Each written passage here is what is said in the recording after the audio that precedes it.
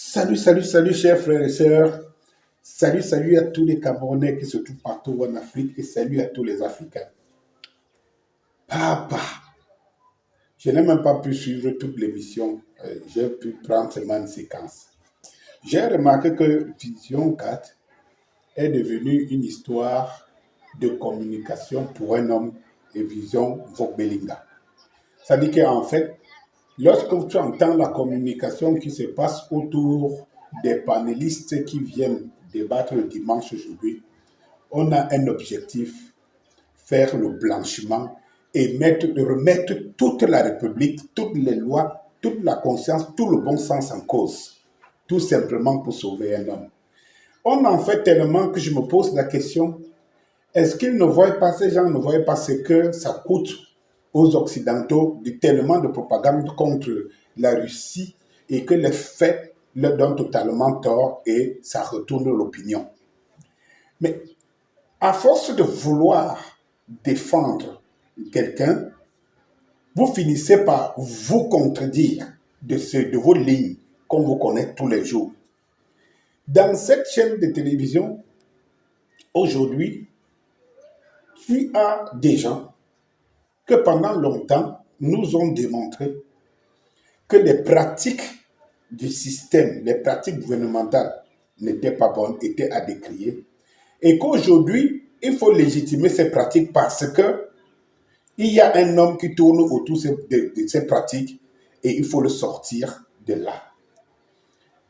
Aujourd'hui, j'entends des gens qui disent tous les jours qu'ils défendent le peuple, nous démontrer à suffisance et que le crime d'Amour Belinga, c'est d'avoir perçu de l'argent en tant qu'homme d'affaires, d'avoir perçu de l'argent pour pouvoir se développer et qu'il est même parmi tout ce que l'État, les hommes d'affaires que l'État donne de l'argent, il est celui que le résultat, la valeur de l'argent public est aussi palpable et comme ça qu'on voit.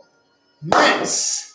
Je reste comme ça, je wanda moi-même seulement, je dis que, si vous les Camerounais, vous comprenez pourquoi nous autres, nous avons lancé ça, le mouvement M22. C'était justement à cause de cette mentalité. Des gens bipolaires, tripolaires, quadripolaires, qu'à chaque fois où les intérêts vont à gauche, ils retournent leur langue et donnent raison à gauche. Quand ces intérêts vont à droite, ils retournent leur langue et donnent raison à droite. Vous imaginez que des professeurs, des docteurs, entre guillemets, et tout ça sur un plateau, vous démontrent que l'argent qui est dilapidé par les lignes 94 est normal. est normal. Et pour une fois, peut-être que des hommes d'affaires bamileke vont souffler. Parce que ces mêmes gens nous ont démontré par A plus B que c'est les bamileke, excusez-moi, hein, ce n'est pas moi, hein, je ne cite pas parce que pour attirer une certaine, pour gagner une certaine confiance, quoi que ce soit, vous me connaissez. Je vous relate, vous allez suivre les enregistrements qui seront faits par cette même chaîne de télé. Après, vous allez en juger fort opportunément. Aujourd'hui, il est démontré parce que on nous disait que les hommes d'affaires, les Bamileke sont devenus des richissimes et tout cela parce que c'est l'argent des contribuables de l'État. Et cela semblait faire un problème, que non seulement pour la conscience collective, mais pour tous ces experts qui nous expliquent la chose de l'État. Mais aujourd'hui, il semble nous faire comprendre que ce n'est que normal si Amour Belinga est riche et milliardaire et de bénéficie des lignes 94 parce que c'est le devoir régalien de l'État de soutenir les hommes d'affaires. Ah! Lesquels hommes d'affaires? Prenons le cas d'Amour Belinga. Ça, c'est vous qui allez nous pousser à pénétrer là où nous ne voulons pas. Prenons le cas d'Amour Belinga. Amour Belinga devient homme d'affaires à partir de quoi? C'est ce que je voudrais savoir. Vous semblez nous expliquer ce que les blanchisseurs d'argent font ici dehors. Ça dit que quelqu'un a une source d'argent qu'il ne peut pas expliquer.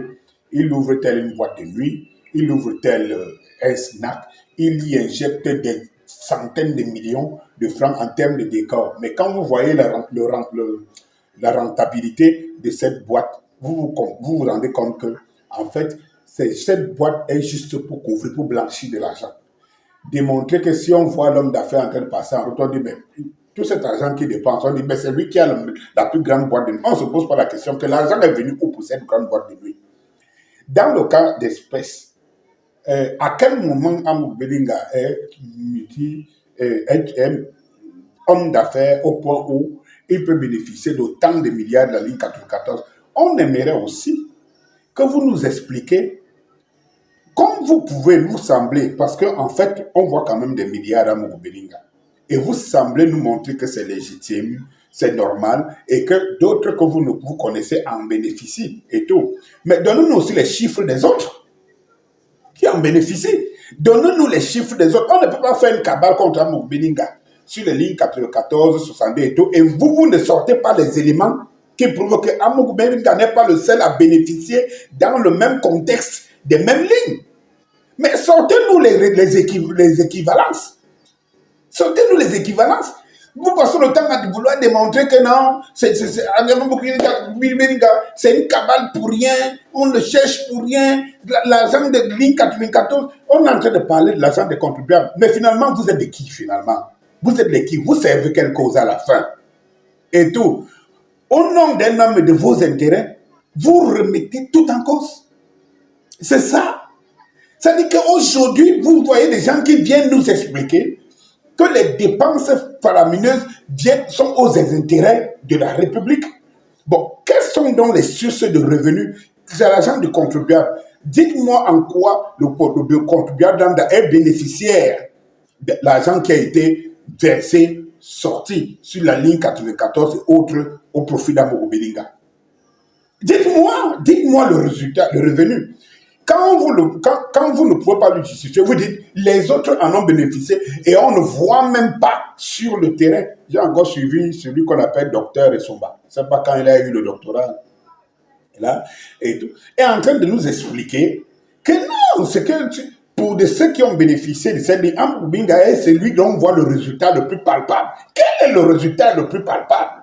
Je veux bien savoir, faire la balance entre l'argent du contribuable qu'on enlève et qu'on a donné d'une manière fictive. Bon, on veut maintenant nous expliquer que ce n'est pas fictif, c'est normal. Mais est-ce que moi aussi, dernier scopie que je suis, je peux bénéficier de la ligne 94? Dites-moi les couloirs.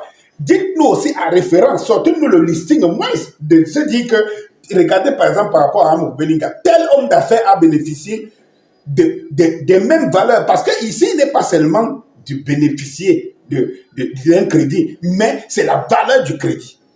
Quand j'ai fini de le dire, mes chers frères et sœurs, c'est honteux. C'est tellement honteux. Et de même, Mesanga Nyanding et de même Essomba, on nous fait comprendre.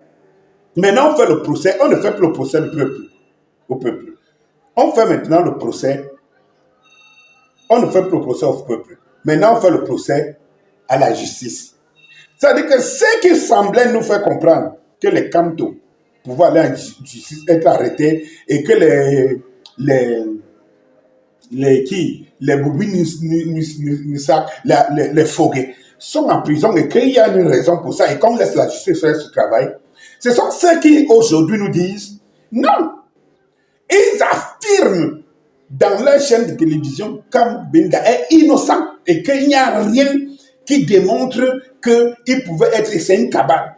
Et il le démontre, la justice n'existe plus.